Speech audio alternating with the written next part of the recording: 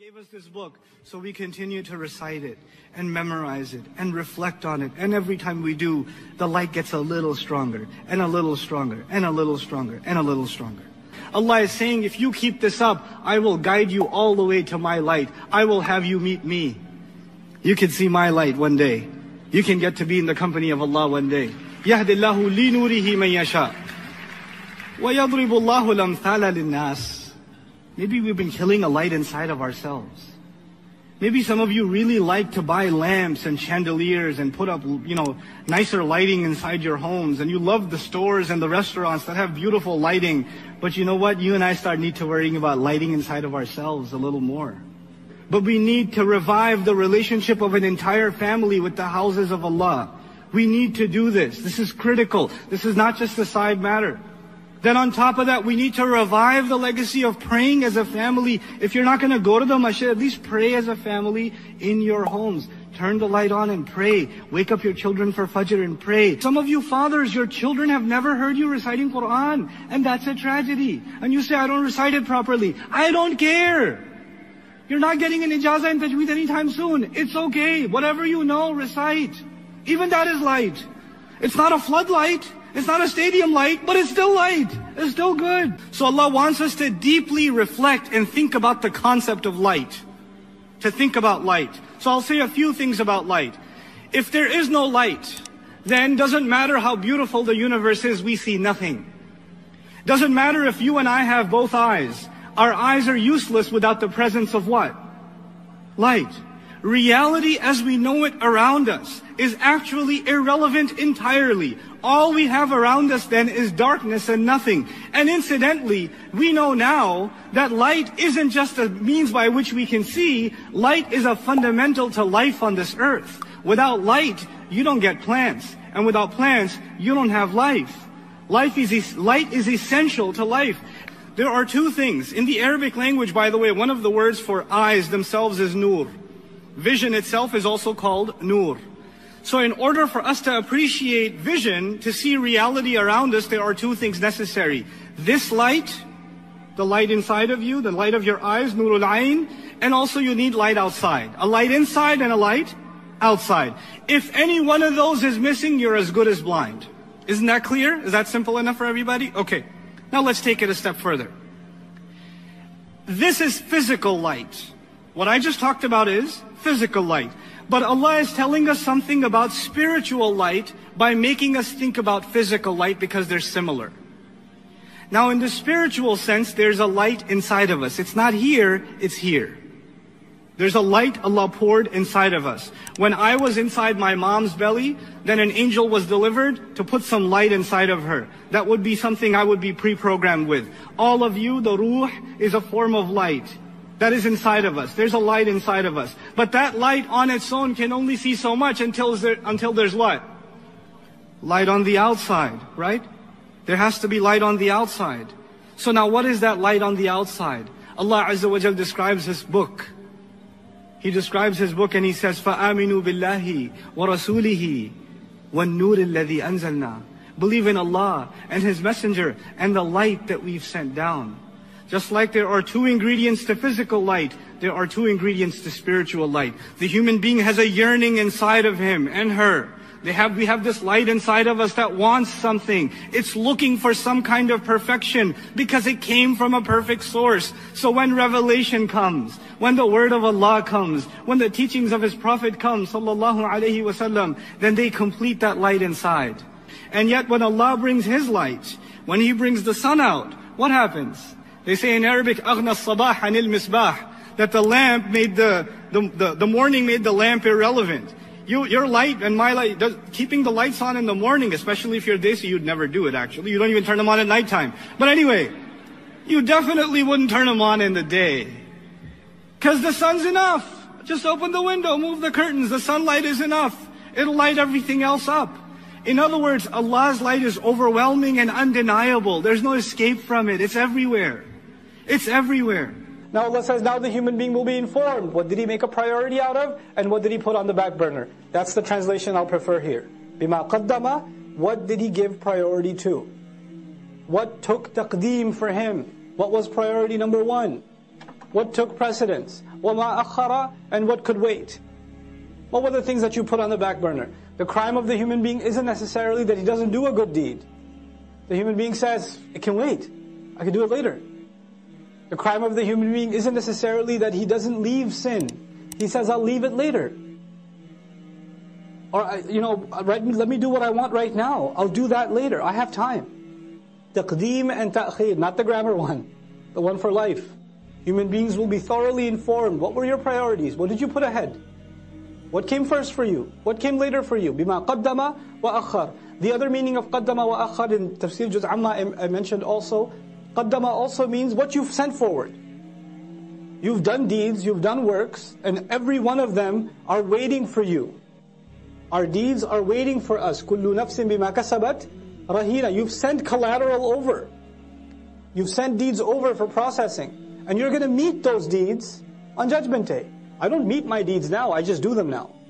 I will meet them then. وَوَجَدُوا مَا عَمِلُوا حَاضِرًا. Then you're standing face to face in front of their salats. If your salat was lousy, you'll be standing in front of a lousy salat, staring right at you. That's what it's going to be. If you were lying, cheating, backbiting, angry, arrogant, condescending, whatever you were, he's looking right at you in the face. And then you're going to say, Mali hadal kitab. That's the reality of it. Bima qaddama wa akhar. What did he make a priority out of? What did he put on the back burner? This is one of those life-transforming ayat. The human being will be thoroughly informed. This was your priority. This is what you spent time on. This is what you did with your free time. This is what you thought can wait. You had all these dreams. I want to memorize the Qur'an. What did you do for it? How many seasons of how many TV shows did you watch instead? That was a priority for you. You wanted to memorize. Oh, but it can wait though. Inshallah, one day, when my heart is purified, then I shall start. بِمَا قَدَّمَ وَأَخَرَ بَلِ الْإِنسَانِ. No. Yes, on that day the human being will be given thorough news, but it's not like the human being's blind now. Rather, the case is that the human being, عَلَى نَفْسِهِ, against his own self, basira, is fully insightful. There is one person that knows so much about you, and nobody else knows about you. And besides Allah, and that's you. You have an insight into who you are, what your flaws are, what your limitations are, what your capabilities are, what your strengths are, what your weaknesses are, what opportunities you avail, what opportunities you get lazy about. You know that about yourself more than anybody else. And you and I decide to lie to ourselves. We just decide we're not going to have an honest conversation with ourselves, and about ourselves with Allah. We don't want to have that honest conversation.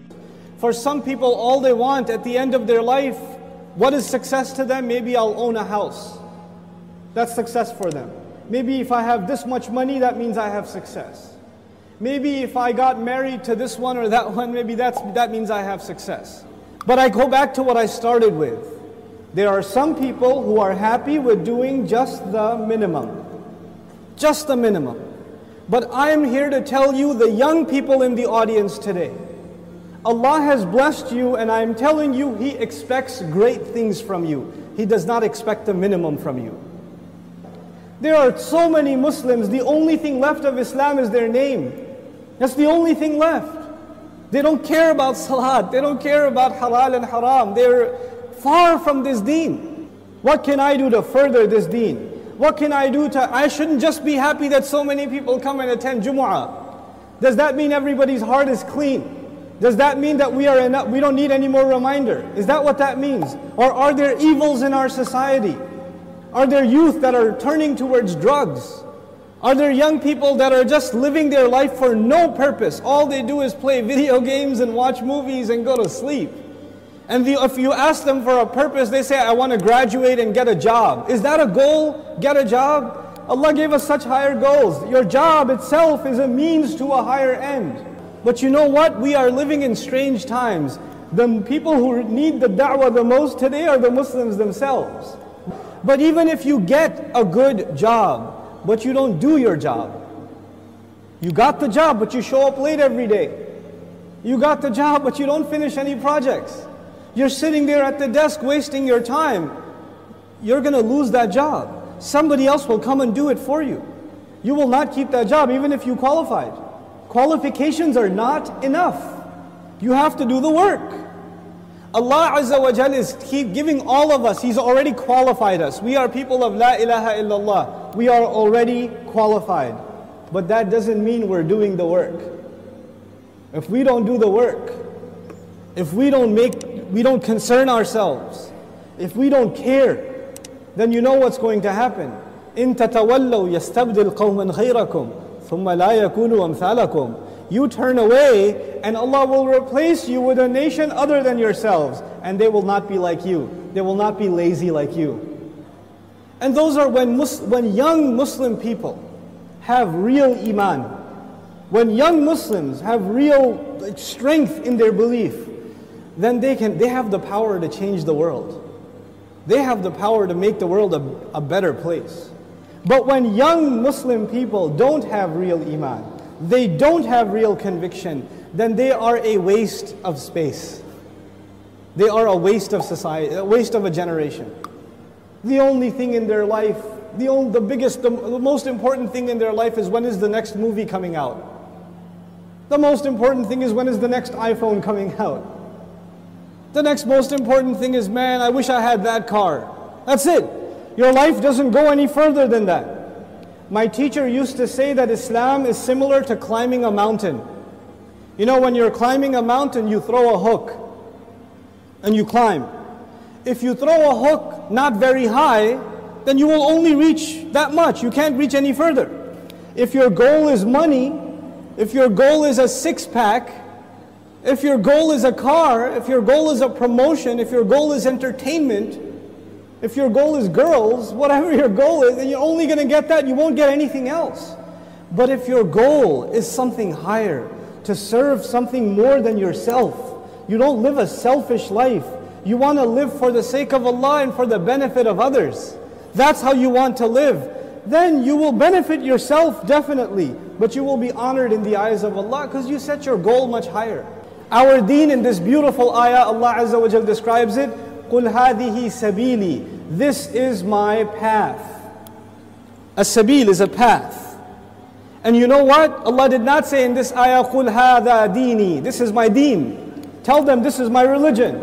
This is my Islam. This is my truth. This is my book. He didn't describe it with any other language except this is my path. And all of you know a path is like a journey. So Islam itself is being described as a journey in this ayah. What does that mean? That means in any journey you have to make progress, right? So even if you take one step, you are more closer to your destination than the day before or the step before. Every single moment you are making progress in a journey. And in this ayah, Allah's Messenger says, sallallahu alayhi wasallam, this religion of mine and this religion of yours and ours, Islam, is a journey, which means I am supposed to do something more for this deen than I did yesterday.